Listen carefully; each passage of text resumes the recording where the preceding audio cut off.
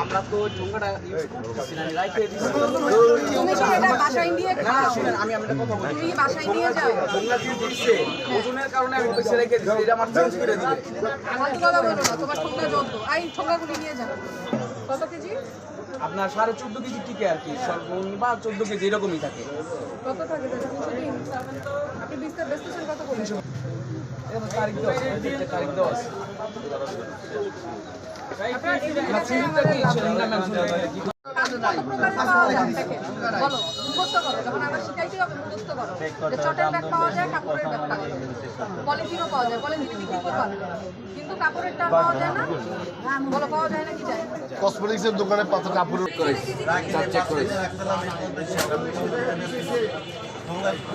কোনো চার্জ নাই, আঙ্গুর 400 টাকার কোনো বাউচার ঢোকা বাড়ায় কমলা 30 টাকা সবাই ক্যাশ বাউচার নাই। ওরা তো হচ্ছে চার দিয়ে বিক্রি করতেছে। বুঝতে পারছেন? এরপরে কিন্তু কোনো সচেতনতা, একদম 1 বছরের জেল এবং 50,000 টাকা দিয়ে বিক্রি হচ্ছে। যে এটা এতগুলা 5 কেজি হয়, তাহলে কিন্তু এসে যে সাজাটা সর্বোচ্চ শুনে রাখে। আবার গণবাজার এই কথাটা তোমার ব্যক্তিগত বাইরে না। আমাদের উপজেলা প্রশাসন থেকে আজ অভিযান পরিচালিত হচ্ছে।